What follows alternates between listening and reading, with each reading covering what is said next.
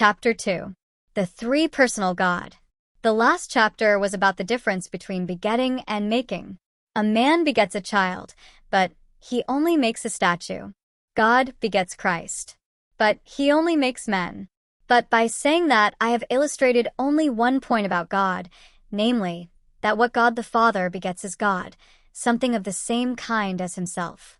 In that way, it is like a human father begetting a human son, but not quite like it. So I must try to explain a little more.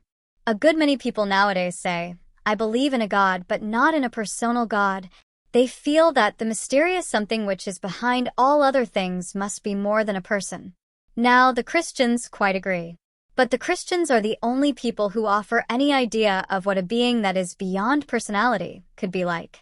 All the other people, though they say that God is beyond personality, really think of him as something impersonal, that is, as something less than personal. If you are looking for something super personal, something more than a person, then it is not a question of choosing between the Christian idea and the other ideas. The Christian idea is the only one on the market. Again, some people think that out of this life, or perhaps out of several lives, human souls will be absorbed into God. But when they try to explain what they mean, they seem to be thinking of our being absorbed into God as one material thing is absorbed into another. They say it is like a drop of water slipping into the sea. But of course, that is the end of the drop. If that is what happens to us, then being absorbed is the same as ceasing to exist. It is only the Christians who have any idea of how human souls can be taken into the life of God and yet remain themselves. In fact, be very much more themselves than they were before. I warned you that theology is practical. The whole purpose for which we exist is to be thus taken into the life of God. Wrong ideas about what that life is will make it harder. And now, for a few minutes, I must ask you to follow rather carefully. You know that in space you can move in three ways: to left or right, backwards or forwards, up or down. Every direction is either one of these three or a compromise between them. They are called the three dimensions. Now, notice this. If you are using only one dimension, you could draw only a straight line.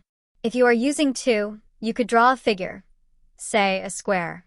And a square is made up of four straight lines. Now a step further. If you have three dimensions, you can then build what we call a solid body, say a cube, a thing like a dice or a lump of sugar. And a cube is made up of 6 squares. Do you see the point? A world of one dimension would be a straight line. In a two-dimensional world, you still get straight lines, but many lines make one figure. In a three-dimensional world, you still get figures, but many figures make one solid body. In other words, as you advance to more real and more complicated levels, you do not leave behind you the things you found on the simpler levels. You still have them, but combined in new ways. In ways you could not imagine if you knew only the simpler levels. Now, the Christian account of God involves just the same principle. The human level is a simple and rather empty level. On the human level, one person is one being, and any two persons are two separate beings. Just as, in two dimensions, say on a flat sheet of paper, one square is one figure, and any two squares are two separate figures. On the divine level, you still find personalities, but up there you find them combined in new ways which we, who do not live on that level, cannot imagine. In God's dimension, so to speak, you find a being who is three persons while remaining one being, just as a cube is 6 squares while remaining one cube. Of course, we cannot fully conceive a being like that, just as if we were so made that we perceived only 2 dimensions in space, we could never properly imagine a cube. But we can get a sort of faint notion of it. And when we do, we are then, for the first time in our lives, getting some positive idea, however faint, of something super personal, something more than a person. It is something we could never have guessed, and yet, once we have been told, one almost feels one ought to have been able to guess it because it fits in so well with all the things we know already. You may ask, if we cannot imagine a 3-person being, what is the good of talking about him? Well, there isn't any good talking about him. The thing that matters is being actually drawn into that 3-personal life, and that may begin any time. Tonight, if you like.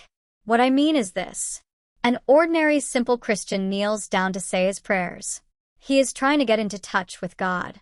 But if he is a Christian, he knows that what is prompting him to pray is also God, so to speak, inside him. But he also knows that all his real knowledge of God comes through Christ, the man who is God.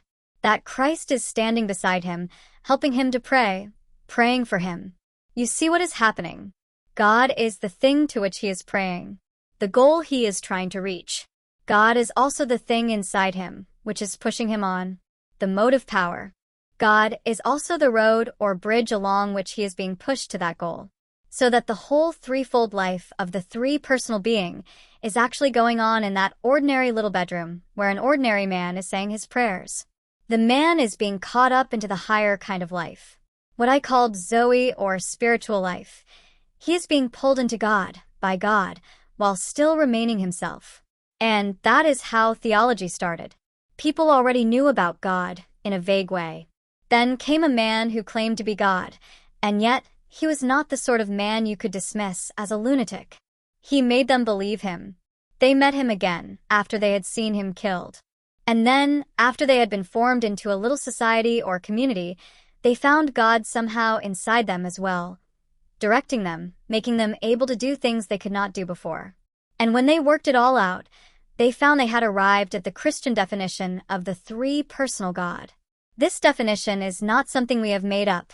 Theology is, in a sense, experimental knowledge. It is the simple religions that are the made-up ones.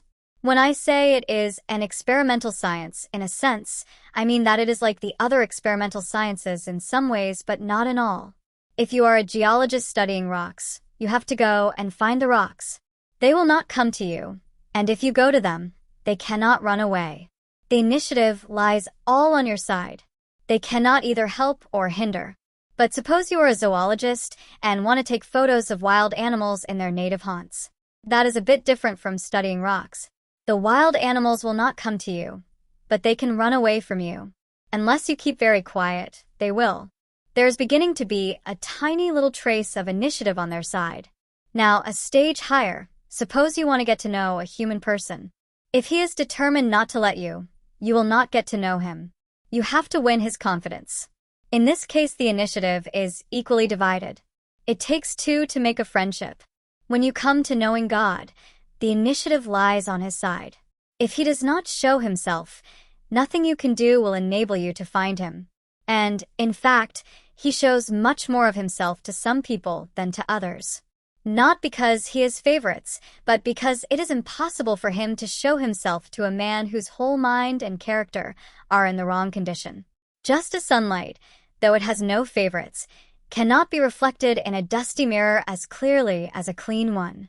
You can put this another way by saying that while in other sciences the instruments you use are things external to yourself, things like microscopes and telescopes, the instrument through which you see God is your whole self. And if a man's self is not kept clean and bright, his glimpse of God will be blurred, like the moon seen through a dirty telescope. That is why horrible nations have horrible religions. They have been looking at God through a dirty lens. God can show himself as he really is only to real men. And that means not simply to men who are individually good, but to men who are united together in a body, loving one another, helping one another, showing him to one another. For that is what God meant humanity to be like players in one band, or organs in one body.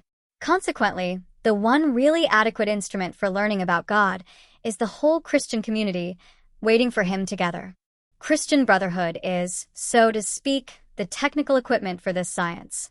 The laboratory outfit that is why all these people who turn up every few years with some patent simplified religion of their own as a substitute for the Christian tradition are really wasting time. Like a man who has no instrument but an old pair of field glasses setting out to put all the real astronomers right. He may be a clever chap, he may be cleverer than some of the real astronomers, but he is not giving himself a chance. And 2 years later everyone has forgotten all about him, but the real science is still going on.